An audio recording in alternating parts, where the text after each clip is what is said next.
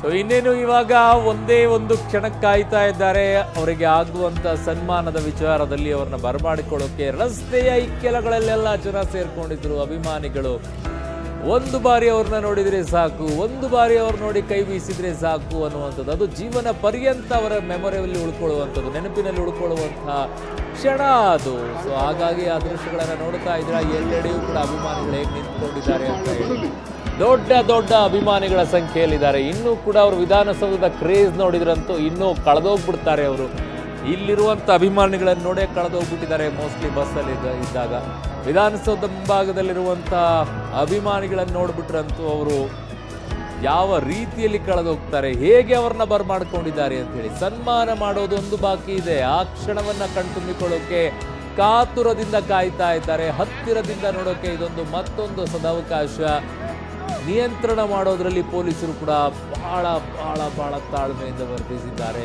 RCB fans ಕೂಡ ಅಷ್ಟೇ ಸಂಯಮದಿಂದ ವರ್ತನೆಯನ್ನ ಮಾಡಿದ್ದಾರೆ.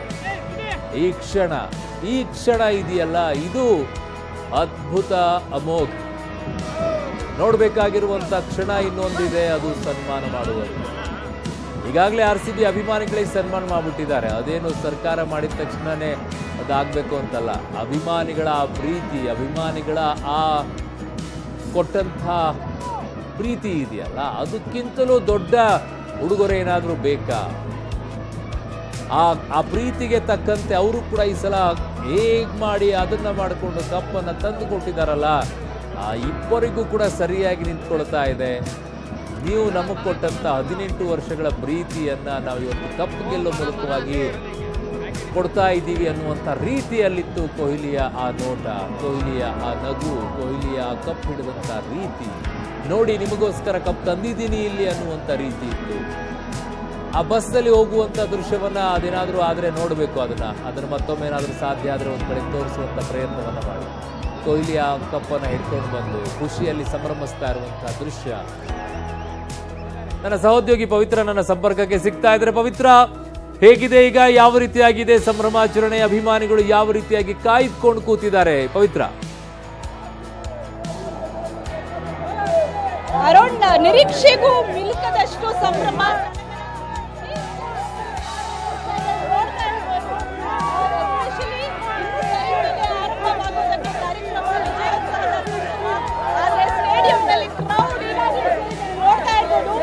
ಬಹುತೇಕ ಸ್ಟೇಡಿಯಂನ ಸೀಟು ಭರ್ತಿಯಾಗಿದೆ. ಸೊ ಮಾತಾಡ್ಸೋಣ, ಫ್ಯಾನ್ಸ್ ಏನ್ ಹೇಳ್ತಾರೆ ಅಂತ. ಎಷ್ಟು ಖುಷಿ ಆಗ್ತಾ ಇದೆ. 18 ಇಯರ್ಸ್ ಇಂದ ಕ್ರಿಟಿಸಿಸಮ್ ಮಾಡಿದ್ದಾರೆ ನಮ್ಗೆ. 5 ಟ್ರೋಫೀಸ್ ಅಂತ. ಈ ಸರ್ತಿ ನಾವು ಮಾಡಿ ತೋರಿಸಿದ್ವಿ. ಈ ಸಲ ಕಪ್ ನಮ್ದು. ವಿರಾಟ್ ಕೊಹ್ಲಿ.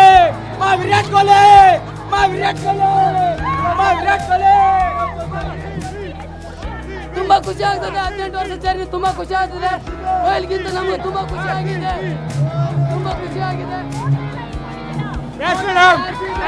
ವಿರಾಟ್ ಕೊಹ್ಲಿ ಫ್ಯಾನ್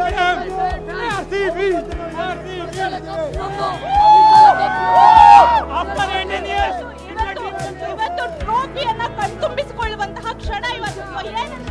ತುಂಬಾ ಖುಷಿ ಆಗ್ತಿದೆ. I can't express in words. ಈ ಸಲ ಕಪ್ ನಮ್ದಾಯ್ತು. Come on RCB. ಮುಂದಿನ ಸಲ ನಮ್ದೇ. ಟ್ರೋಫಿಗೆ ವಿರಾಟ್ ಬೇಕು. ವಿರಾಟ್ ಲೀಗ್ ಅಂತೆ. ಸಂಭ್ರಮಾಚರಣೆಯನ್ನ ಸಾಕಷ್ಟು ಜನ ಸ್ಟೇಡಿಯಂ ಅಲ್ಲೂ ಕೂಡ ಸೇರಿದ್ದಾರೆ.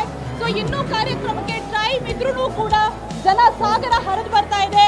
ಇನ್ನು ಕೆಲವೇ ಕ್ಷಣಗಳಲ್ಲಿ ಅರುಣ್ ಇಡೀ ಸ್ಟೇಡಿಯಂ ಕಂಪ್ಲೀಟ್ ಆಗಿ ಜನಸಾಗರದಿಂದ ತುಂಬಿ ತುಳುಕೋದು ಪಕ್ಕ ಆಗಿದೆ. ಸೊ ಸಾಕಷ್ಟು ಜನ, ಎಷ್ಟು ಜನ ಸೇರಿದ್ದಾರೆ ಅನ್ನುವಂತಹ ನಿರೀಕ್ಷೆ ಕೂಡ ಎಲ್ಲಾ ಸೀಟ್ಗಳು ಬಹುತೇಕ ಭರ್ತಿ ಆಗುವಂತಹ ಸಾಧ್ಯತೆ ಇದೆ. ಸೊ ಮಾತಾಡ್ಕೊಂಡು ಏನ್ ಹೇಳ್ತಾರೆ ಅಂತ ಸಾಕಷ್ಟು ಜನ ಪಬ್ಲಿಕ್ ಇದ್ದಾರೆ.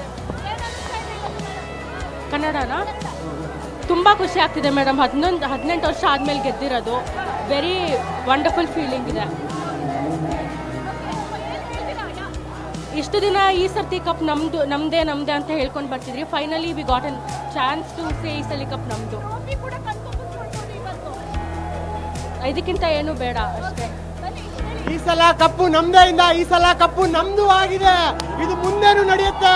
ಇದು ಒಂದು ಸ್ಟಾರ್ಟ್ ಬಿಗಿನ ಮಾತ್ರ, ಇದೊಂದು ಶುರು ಮಾತ್ರ. ಇನ್ನು ಮುಂದೆ ಇರೋ 5 ಅಲ್ಲ 6 ಅಲ್ಲ ಎಲ್ಲ ಕಪ್ಪು RCBಗೆ. ನಾವು ವಿರಾಟ್ ಕೊಹ್ಲಿಗೋಸ್ಕರ ನಾವು ಫಸ್ಟ್ ಕಪ್ ನ ಹೊಡೆದಿದ್ದೀವಿ. ಎಲ್ಲರೂ ಕೂಡ ಚಿನ್ನಸ್ವಾಮಿ ಸ್ಟೇಡಿಯಂನಲ್ಲಿ ಕಿಕ್ಕಿರಿದು ತುಂಬೋದಕ್ಕೆ ಜನ ಕಾಯ್ತಾ ಇದ್ರು. ಬೆಳಗ್ಗೆಯಿಂದ RCB ಟೀಮು ಮಧ್ಯಾಹ್ನ 3 ಗಂಟೆಗೆ ಬೆಂಗಳೂರು ಬರುತ್ತೆ ಅನ್ನೋ ಮಾಹಿತಿ ಗೊತ್ತಾದ ತಕ್ಷಣ ಎಲ್ಲರೂ ಕೂಡ ಬೆಂಗಳೂರು ಬಂದು ಮುಗ್ತಾ ಇದ್ರು. ಈಗ ಅಭಿಮಾನಿಗಳನ್ನೇ ಕೇಳೋಣ, ಏನ್ ಹೇಳ್ತೀಯಪ್ಪ? 18 ವರ್ಷ ಕಾದಿದ್ದಕ್ಕೂ ಸಾರ್ಥಕ ಆಗೋಯ್ತು.